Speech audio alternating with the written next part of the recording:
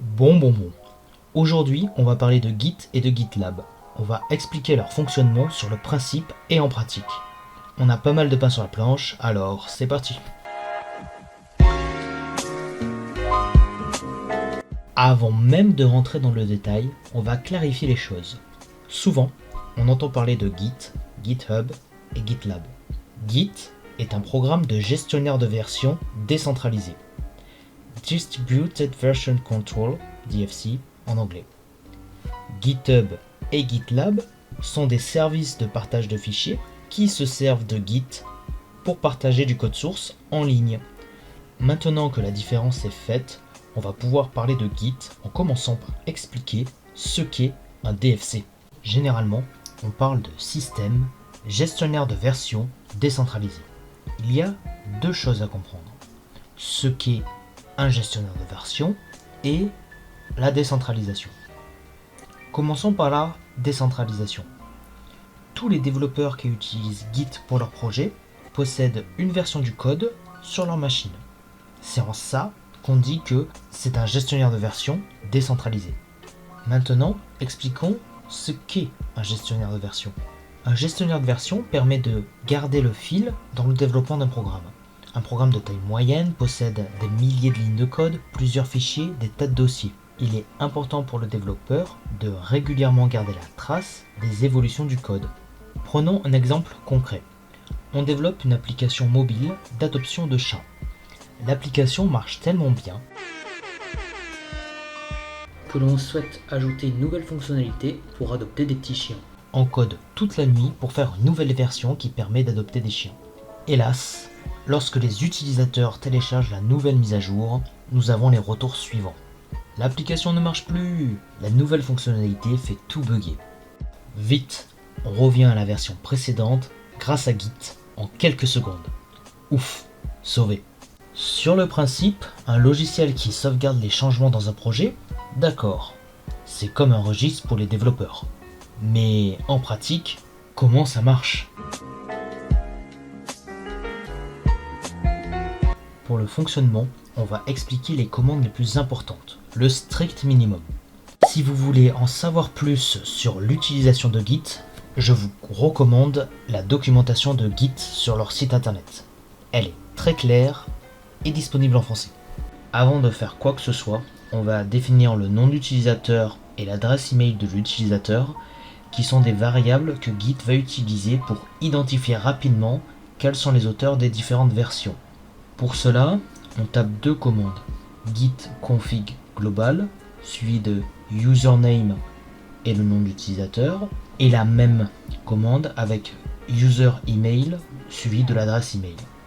Sans cette manip, il n'est pas possible d'utiliser Git correctement. Donc il faut la faire une seule fois, dès l'installation de Git sur la machine. La base de la base, c'est le dépôt. Plus communément appelé le repo pour repository. Pour faire un repo, il suffit de taper git init suivi du nom du dossier qui contient le repo. Par exemple, nous avons un dossier de code Python qui contient notre projet, Code pour tous.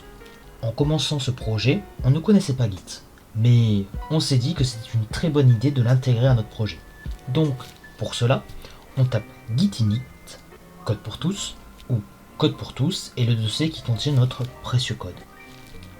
Init permet d'initialiser un repo quand on commence un projet.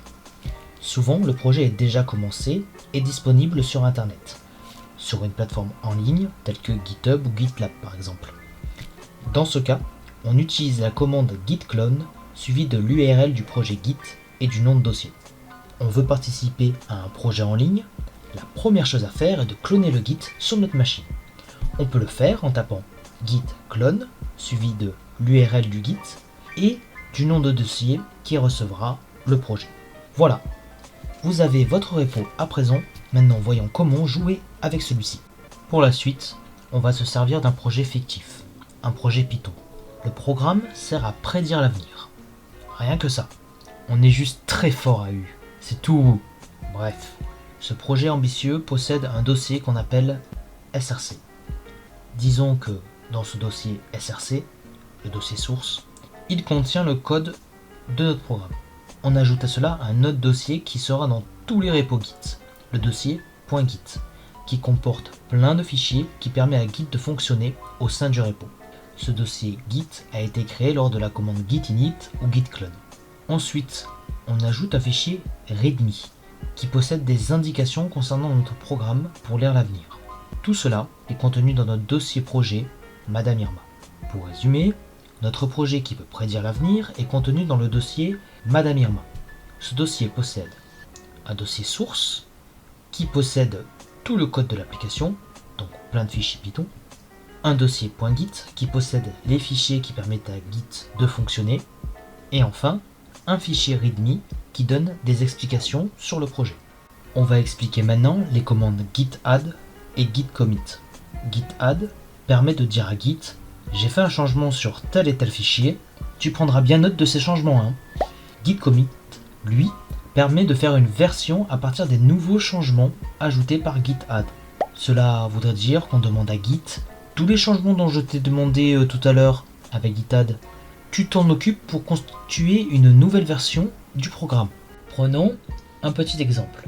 Notre projet Madame Irma possède 3 fichiers Python dans son dossier source. Madame Irma, boule cristal et magie. On souhaite améliorer notre programme de prédiction d'avenir. Pour cela, on a vu que la magie blanche était bien meilleure que la magie traditionnelle pour faire cela. Donc, on ajoute un nouveau fichier magie blanche et une nouvelle boule blanche, dans notre dossier source. On doit modifier un peu Madame Irma avec une nouvelle formation en magie blanche pour utiliser cette nouvelle boule. Aussi, on édite le fichier readme pour signaler que nous avons une nouvelle sorte de prédiction, la prédiction par magie blanche. Donc, on va devoir signaler les changements avec un git add en ajoutant l'option A pour prendre note de tous les changements qu'on a fait. Ensuite, on va taper la commande git commit avec l'option M et l'argument ajout magie blanche pour commenter la nouvelle version. Nous avons enfin une nouvelle version pour faire des prédictions. La version magie blanche. Super. Maintenant, on va pouvoir commencer à parler de notions un peu plus avancées. On va parler de branches. Avec Git, on peut avoir plusieurs fils de progression de version en même temps.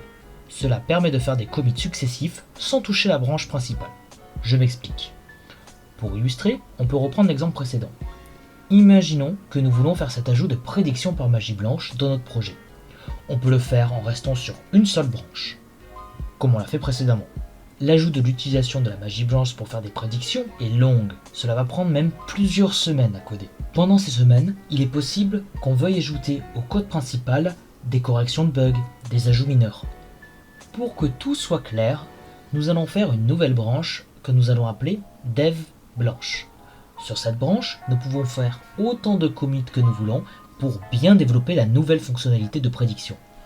Pendant ce temps, le code existant peut être mis à jour pour des corrections de bugs par exemple. Les branches de développement de fonctionnalités sont destinées à être fusionnées avec la branche principale. C'est ce qu'on appelle le merge. On fait cela que quand on est sûr du développement de notre nouvelle fonctionnalité. En pratique, on reprend l'état de notre projet Madame Irma. On va créer une nouvelle branche en tapant la commande git branch dev blanche et ensuite on va indiquer au repo que nous voulons aller sur cette branche en tapant la commande git checkout dev blanche. Voilà, c'est parti.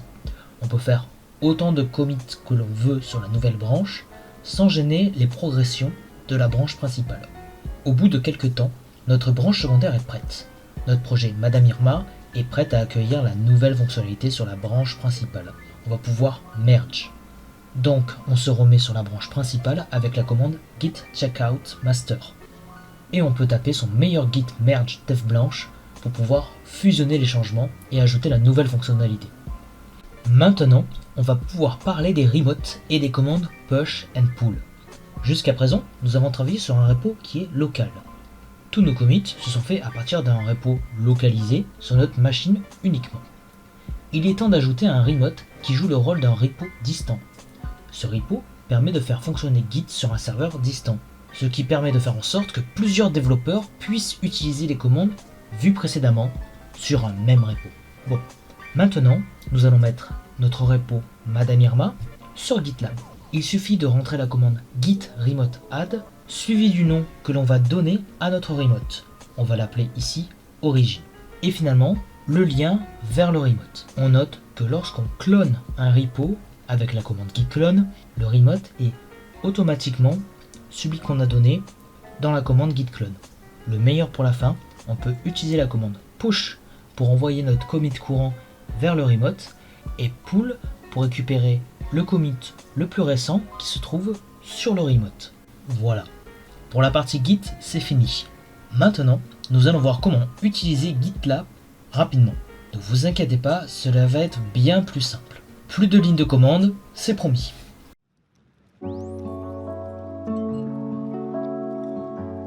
GitLab sert de remote repo. Il permet d'héberger du code pour le partager à tout le monde ou à des membres d'une équipe. GitLab possède beaucoup de fonctionnalités gratuites. C'est pour cela que nous l'utilisons pour les projets de l'association. Nous allons faire un petit tour d'un projet de l'association, le projet NuUse.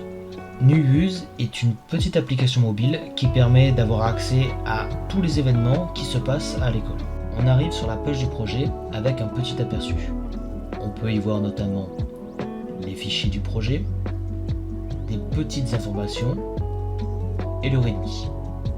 Par exemple, on peut voir la présence d'une seule branche. Le projet n'est pas encore rentré en phase de production. On est encore dans une phase de développement où le produit, NuUse, l'application, n'est pas encore sorti. Mais même dans ce cas, il est quand même vivement conseillé d'utiliser plusieurs branches pour faire le développement, comme on l'a dit plus tôt. Ensuite, on va surtout regarder quelques onglets. On va commencer par la partie qui nous est très familière maintenant, la partie repo. On peut voir les fichiers que nous avons vus précédemment.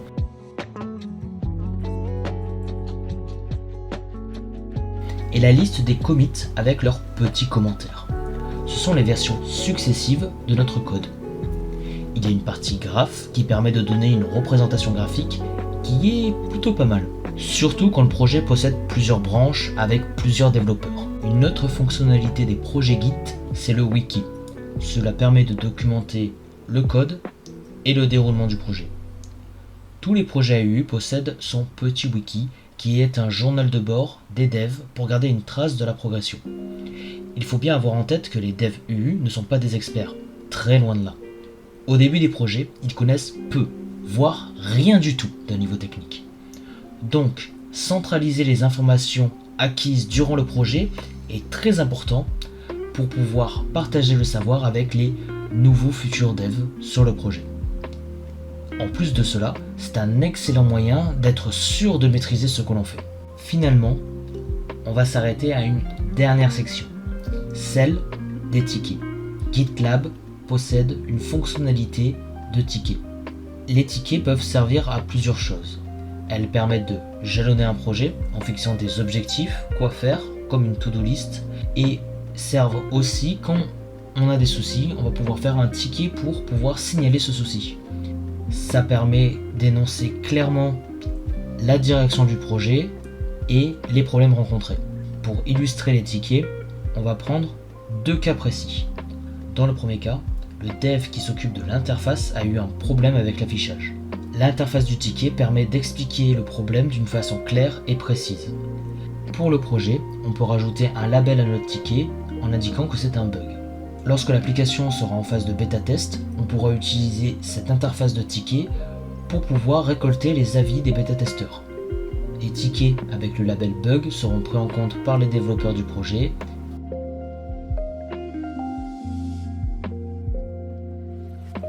Maintenant, un second cas. On a besoin de rajouter une nouvelle fonctionnalité. Imaginons que notre application mobile doit avoir un nouveau thème vert et sombre aux couleurs de l'association. Car c'est une tâche à faire, un objectif à remplir. Ensuite, nous avons accès à l'espace board qui est un tableau de bord des tickets en cours et passés. Cela permet de nous donner une vie globale rapidement sur la progression du projet. En plus de tickets classiques,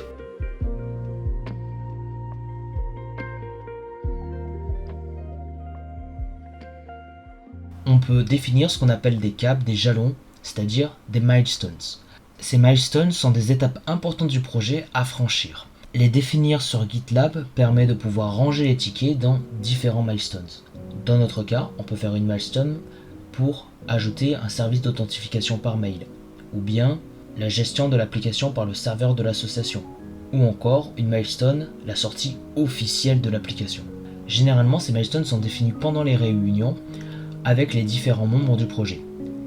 Cela permet d'énoncer clairement les objectifs et le cap des projets. GitLab possède encore plein de trésors. Pour découvrir le reste, vous pouvez vous y aventurer ou aller regarder la doc très bien fournie du site internet. Dans cette vidéo, nous avons vu beaucoup de choses, surtout si avant cette vidéo vous ne savez pas vraiment ce que c'était Git ou GitLab. C'est normal si les commandes ne sont pas imprimées au fond du cerveau, c'est en codant qu'on devient développeur. Dès à présent, vous avez une idée de ce qu'est Git et son utilisation. Aussi, vous avez appris pourquoi GitLab est un outil adapté à nos modestes besoins de projet à l'association. On espère vous retrouver bientôt dans des projets de l'association.